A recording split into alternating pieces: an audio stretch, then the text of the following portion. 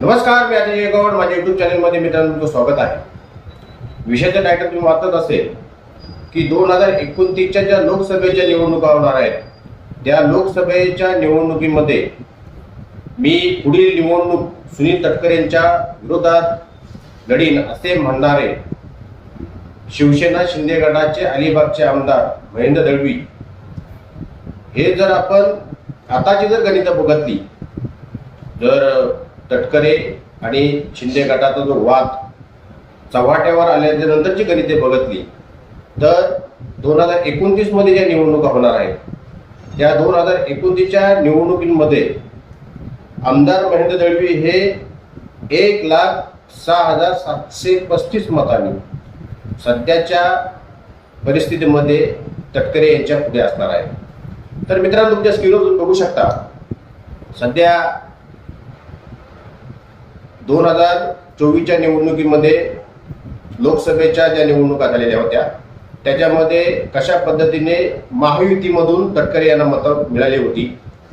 पेनमध्ये तुम्ही बघू शकता तर पेनमध्ये तटकरे यांना 1,12,995 मतं, अलिबागमध्ये 1,12,654 मतं, श्रीवर्धनमध्ये 86,902 मतं, महाडमध्ये 77,877 मतं, दापोलीमध्ये 69,071 मतं, गुहागरमध्ये 47,030 मतं अशी मतं मित्रांनो तटकरे यांना मिळालेली होती. आणि महायुतीमधून तटकरे यांचा 80,000 मताधिकाने विजय झालेला होता हे तुम्हाला माहिती आहे. परंतु आता मी जुन्या ह्याच्यामध्ये जात नाही, परंतु शिंदे गट आणि तटकरे यांचा वाद आता विकोपाला गेलेला आहे. रायगड जिल्हा परिषदेच्या निवडणुका झाल्या आणि रायगड जिल्हा परिषदेच्या निवडणुकीमध्ये तटकरे यांनी शिंदे गटाला 21 जागा जिंकूनही बाजूला ठेवलेला आहे. भारतीय जनता पार्टी आणि राष्ट्रवादी आम्ही युती केली होती निवडणूक पूर्वी असं म्हणून त्यांनी भाजप आणि राष्ट्रवादी सरकार स्थापन करेल रायगड जिल्हा परिषदेमध्ये असं म्हटलं होतं. त्यांनी ठाकरे गटाला सुद्धा सोबत घेण्याचं तिथं ते बोलले, परंतु ज्या शिंदे गटांमुळे तटकरे खासदार झाले त्या शिंदे गटाला रायगड जिल्हा परिषदेमध्ये त्याने बाजूला ठेवलेला आहे.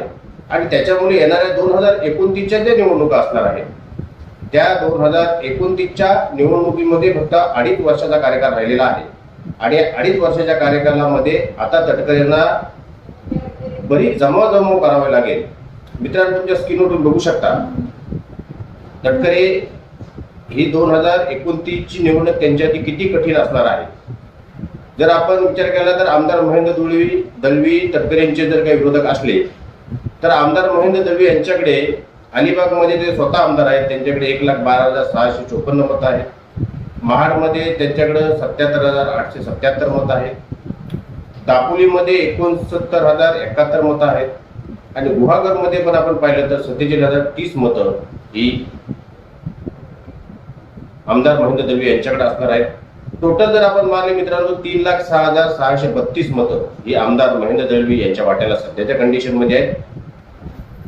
सुनील तटकरे हे उमेदवार असताना ठाकरे शिंदे गटाने काही शिंदे गटाच्या मतदारांनी त्यांना मतदानही केले नसते, परंतु आपण तीच आकडेवारी धरली.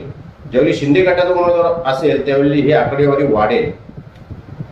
आणि तटकरेंकडे जर आपण गेलो तर तटकरेंकडे 2च मतदारसंघ राहतात. एक पेन मतदारसंघ, त्या पेन मतदारसंघामध्ये भारतीय जनता पार्टीचा आमदार आहे तिथे 1,12,995 मतं आणि स्वतःचा त्यांचा श्रीवर्धन मतदारसंघ जिथे 86,902 मतं अशी 1,99,897 मतं ही मित्रांनो सध्या तटकरेंकडे आहेत.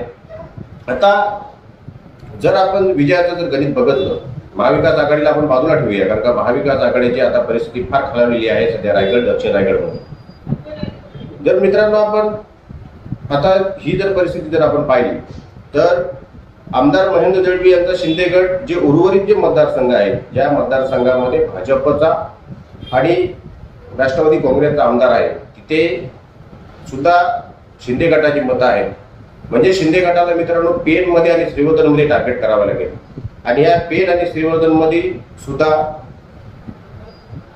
शिंदे गटाला चांगली मतं मिळू शकतात.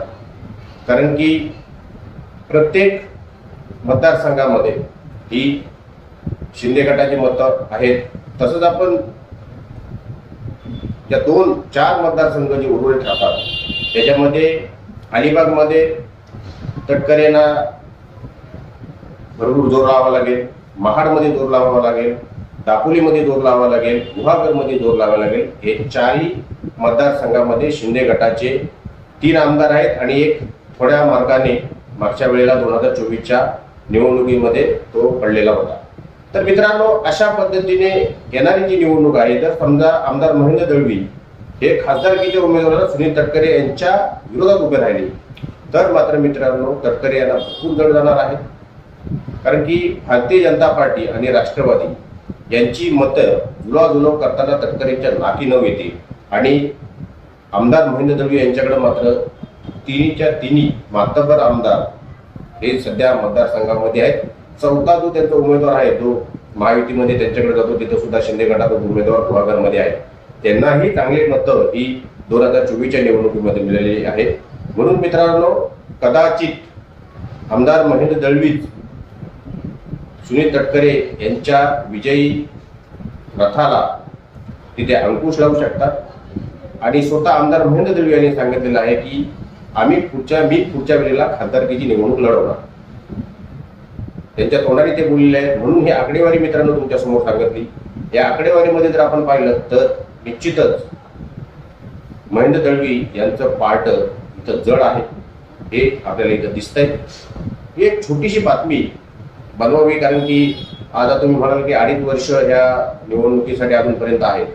तर मित्रांनो, ह्या 2.5 वर्षामध्ये त्यांची महायुती असताना सगळं ठीक होतं, परंतु या 2.5 वर्षामध्ये सुनील तटकरे यांना, नंतर आमदार महेंद्र दळवींना किंवा शिंदे गटाला किती जुळवाजुळव करावी लागेल. कारण की सुनील तटकरे यांना हरवणं हाच एकमेव स्वप्न उराशी पालवून आमदार महेंद्र दळवी असतील.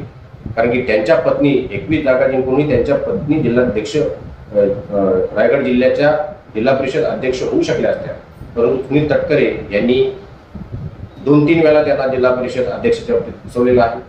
तसंच महाडचे भरत गोगावले हे पालकमंत्री होऊ शकले असते, परंतु तटकरेंमध्ये पालकमंत्री होऊ शकले नाही. आणि या सर्व वादामध्ये आता 2029ची जी निवडणूक आहे तिची तयारी ही शिंदे गटाने करायला सुरुवात केलेली असावी. तुम्हाला वाटत असेल तर 2.5 वर्ष अशी निवडून जातील मित्रांनो.